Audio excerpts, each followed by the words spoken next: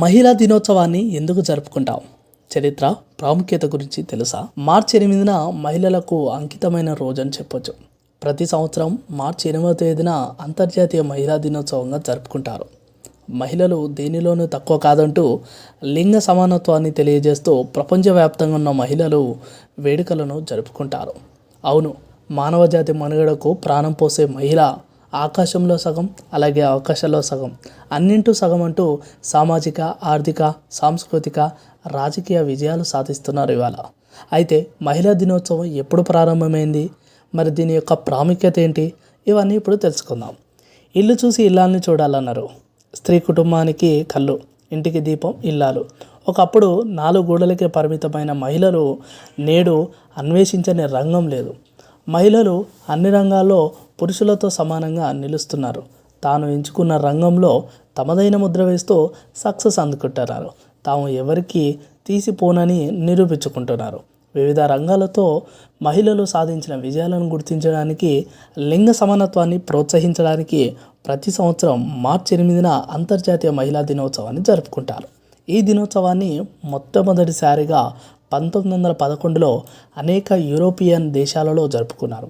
అయితే ఐక్యరాజ్య సమితి అధికారికంగా 1975లో మహిళా దినోత్సవాన్ని జరపడం ప్రారంభించింది. 2 సంవత్సరాల తర్వాత 1977లో ఐక్యరాజ్య సమితి సర్వసభ్య సమావేశం సభ్య దేశాలను మార్చి 8న మహిళా హక్కులు, ప్రపంచ శాంతి కోసం ఐక్యరాజ్య సమితి దినోత్సవంగా ప్రకటించమని ఆహ్వానించింది. ఆ విధంగా అంతర్జాతీయ మహిళా దినోత్సవాన్ని మార్చి 8న అధికారికంగా ప్రకటించారు. ఈ ప్రత్యేక మహిళా దినోత్సవాన్ని అప్పటి నుంచి మార్చి 8వ తేదీన జరుపుకోవడం మొదలుపెట్టారు. ఇక చివరిగా మాట్లాడుకుంటే 2025 అంతర్జాతీయ మహిళా దినోత్సవం థీమ్, అదేవిధంగా ప్రాముఖ్యత, అంటే ఈ రోజున ఎలాంటి ప్రాముఖ్యత తీసుకుంటున్నారు, అదేవిధంగా ఎలా జరుపుకోబోతున్నారు అనే గురించి మాట్లాడుకుందాం. ప్రతి సంవత్సరం మహిళా దినోత్సవాన్ని ఒక థీమ్తో జరుపుకుంటారు. కానీ ఈ సంవత్సరం మాత్రం ఇంకా ఏదైనా కొత్తగా ఉండాలని చెప్పేసి మన దగ్గర ఉన్నవారు మహిళలకు, అదేవిధంగా బాలికల హక్కులు, సమానత్వం, సాధికారితపై ఆధారపడి ఉంటుంది. కాబట్టి మహిళలకి ఇవాళ ప్రతి దాంట్లో కూడా ఒక అడుగు కానీ, లేదంటే ఆలోచన కానీ చేయడానికి తప్పకుండా అవకాశాలు అనేటివి ఎక్కువ ఉండాలని చెప్పేసి ఇటు సామాజిక, ఆర్థిక, రాజకీయాలలో తప్పనిసరిగా ప్రాముఖ్యత ఉండాలని చెప్పేసి చాలామంది వరకైతే కొన్ని హక్కులు అయితే తీసుకురావడంపై ఒక లక్ష్యంగా ఇవాళ ఒక థీమ్ని కూడా వీరు ప్రవేశపెట్టడం జరుగుతుంది.